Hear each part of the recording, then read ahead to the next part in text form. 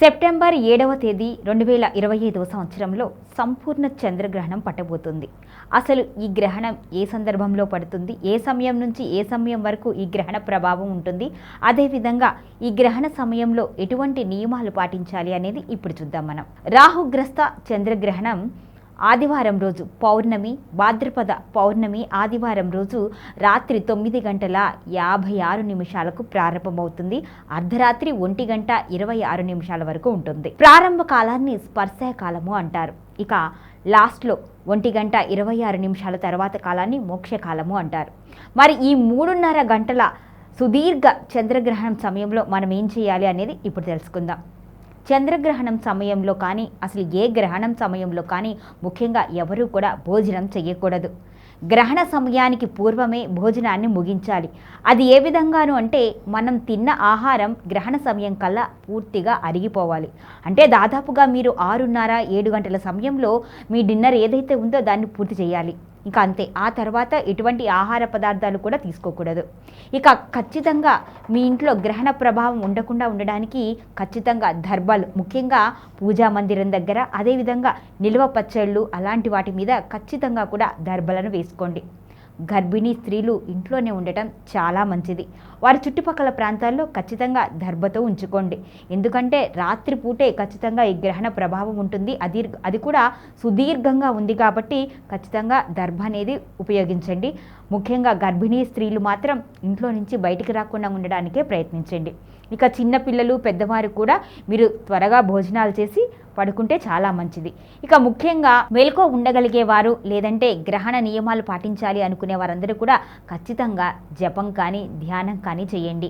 ముఖ్యంగా రాహుగ్రస్త చంద్రగ్రహణం కాబట్టి ఖచ్చితంగా రాహుకు సంబంధించిన జపము, అదేవిధంగా చంద్రగ్రహానికి సంబంధించిన జపాన్ని కూడా చేయటం ఎంతో మంచిది అంటున్నారు.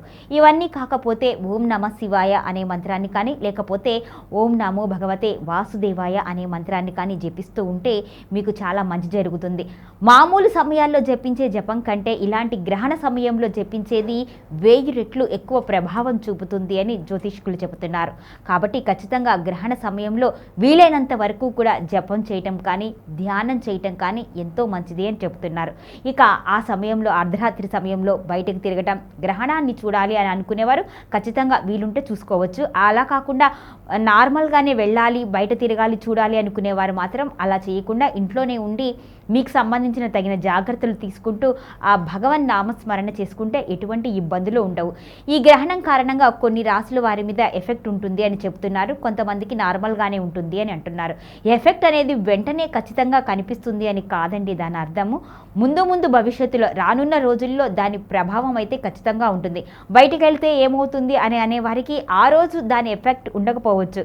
దాని ప్రభావం అనేది దీర్ఘకాలికంగా ఉంటుంది. అంటే ఏదైనా నొప్పులు రావడం కానీ, లేదంటే ఏదైనా ఇబ్బందులు తలెత్తడం కానీ వెంటనే ఇన్స్టెంట్గా లేకపోయినా అది ముందు రోజుల్లో ఉంటుంది. కాబట్టి ఆ నియమాలు పాటించి ఇంట్లోనే ఉండి మీరు దైవనామ స్మరణలో ఉంటే ఖచ్చితంగా ఆ ప్రభావం నుంచి బయటపడే అవకాశం అయితే ఉంటుంది అని పండితులు, జ్యోతిష్కులు, పెద్దలు చెబుతున్నారు. కాబట్టి వారు చెప్పినట్లుగా మనం ఈ నియమాలన్నింటినీ పాటిద్దాం. ముఖ్యంగా ఏ నక్షత్రం వాళ్ళకి ఈ ప్రభావం ఉంటుంది, ఏ రాసుల వారికి ఈ ప్రభావం ఉంటుంది అనేది జ్యోతిష్యుల ప్రకారం తెలుసుకొని దాని ప్రకారం వారు చెప్పినట్లుగా ఆ నియమాలు ఏవైతే ఉన్నాయో అవన్నీ పాటించండి. వారు చెప్పిన విధంగా దానాలు చేయండి. అదేవిధంగా వారు చెప్పిన విధంగా కూడా జపం చేస్తూ ఉంటే ఈ గ్రహణ ప్రభావం నుంచి బయటపడవచ్చు. కొన్ని ప్రాంతాల వారికి గ్రహణం ఖచ్చితంగా కనిపిస్తుంది అని చెప్తున్నారు.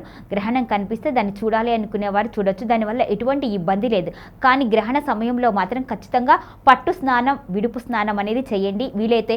ఎందుకంటే అర్ధరాత్రి సమయంలో ఈ గ్రహణం విడుస్తుంది కాబట్టి విడుపు స్నానం చేయకపోయినా పర్వాలేదు, కానీ పట్టు స్నానం మాత్రం ఖచ్చితంగా చేయాలి అని పెద్దలు చెబుతున్నారు. అంటే 9:56 ఈ గ్రహణం ప్రారంభం అవుతుంది కాబట్టి ఆ సమయానికల్లా మీరు పట్టు స్నానం చేసి మంచి వస్త్రాలు అంటే ఉతికిన బట్టలు కట్టుకొని కూర్చొని కాసేపు దైవనామ స్మరణ చేసుకొని ఆ తర్వాత నిద్రించినా పర్వాలేదు.